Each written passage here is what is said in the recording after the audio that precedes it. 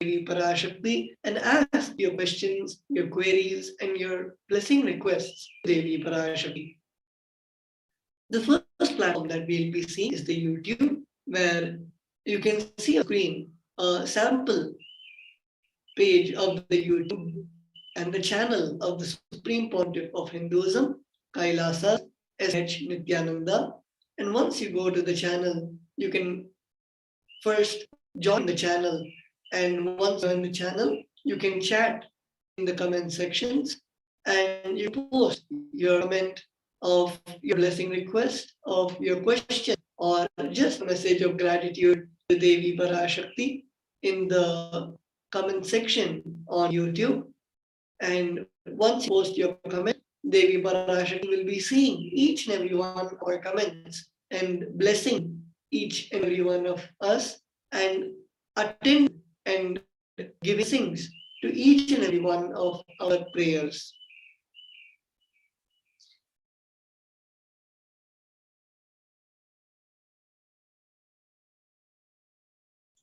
Nithyanandam, and welcome to this awesome Brahmotsavam time, the session, and Happy New Year. Like and follow Kailasa's. If one of the ways you can connect with Devi Parashakti on Facebook is on Kailasa's SPA Jagadguru Mahasannidhanam Nithyananda Paramashivoham. And here you can click on following, like and follow Kailasa's Supreme Pontiff of Hinduism Jagadguru Mahasannidhanam Nithyananda Paramashivam Facebook page. And you can also ask your questions and comments here. So once you like and follow, you'll be able to get the notifications of all the live happenings of Bhagwan, and you can click on the comment section underneath when Bhagwan is live and ask your questions here. So with this, we can move to the next platform.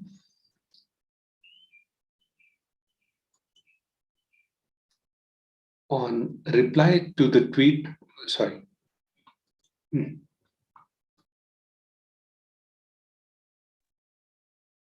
We have with us the next platform, which is Twitter.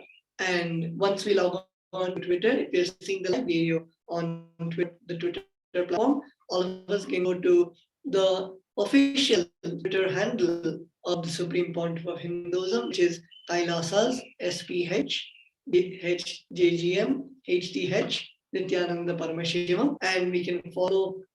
We can also go to the profile on Sri Nithyananda. And once you go to the Twitter, the official Twitter handle, the step one, you begin by following at Sri Nithyananda on Twitter. And after you follow, you can go to the tweet of the live darshan, the Parashakti darshan, Akashic readings. And in the tweet, you can go to the comment section and you can ask the questions in the reply section of the tweet with hashtag #AskTheAvatar.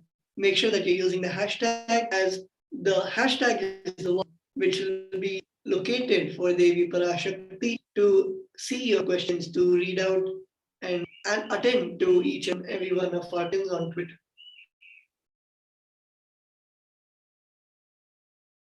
Nithyanandam.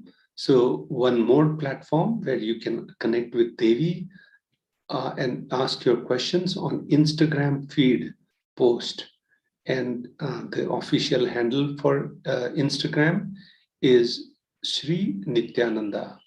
And you can click on follow Nithyananda on this icon here, and you'll get the notifications. And down below, you'll see the comment section where you can ask the questions in the comments. And during the live session, and you will get the reply on that. So this is ask the questions on Instagram. So remember to like on top and follow Sri Nithyananda on Instagram and ask your questions and comments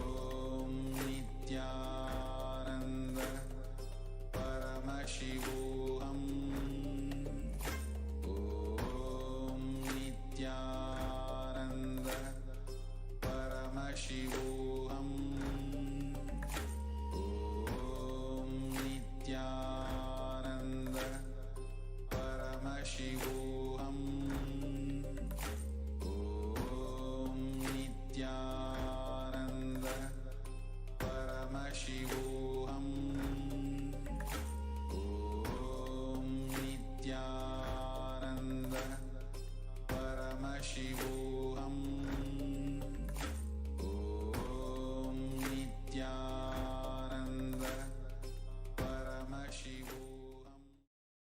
Nithyanandam, and welcoming back all the viewers watching us live on YouTube and Facebook. We saw about and various other platforms. We saw about the ways to connect to Devi Parashakti on social media.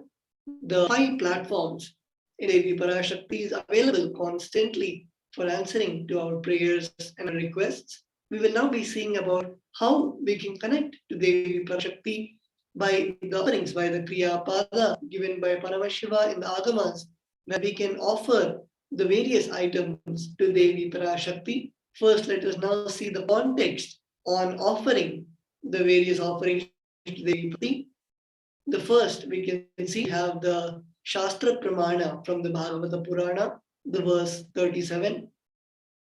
Dharmaya yashasethaya kamaya sajanaya cha panchada vibhajan vittam ihamutra cha modate.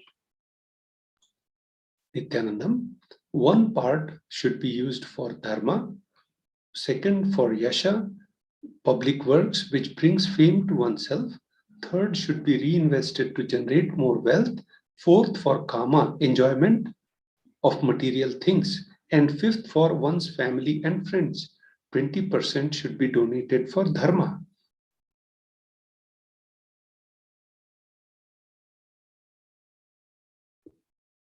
The next we have the Shastra Pramana from the Dharma Shastra.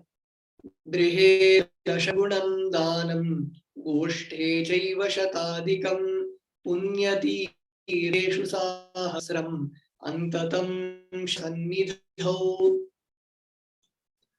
Dana given at home yields 10 times as much merit as when made elsewhere, 100 times when made in Goshala, cowpen, 1,000 times when made in sacred places, tirthas, an infinite number of times when made in premises of Shivalinga, such as Shiva temple.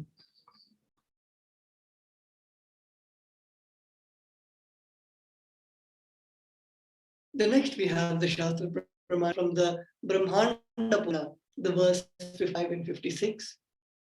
Danam trividhamityet kanishta jyeshtha madhyamam tatra naireya samjyeshtham kanishtham swartha siddhaye karunyat sarva bhuteshu samvagastu dhyamaha.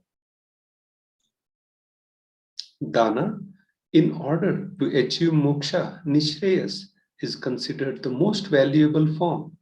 Dana, given out of pity or kindness for others, or for one's own kith and kin, is considered to be a medium value. It is also called daya danam. Dana, given to achieve one's own selfish ends, is known as least valued of all.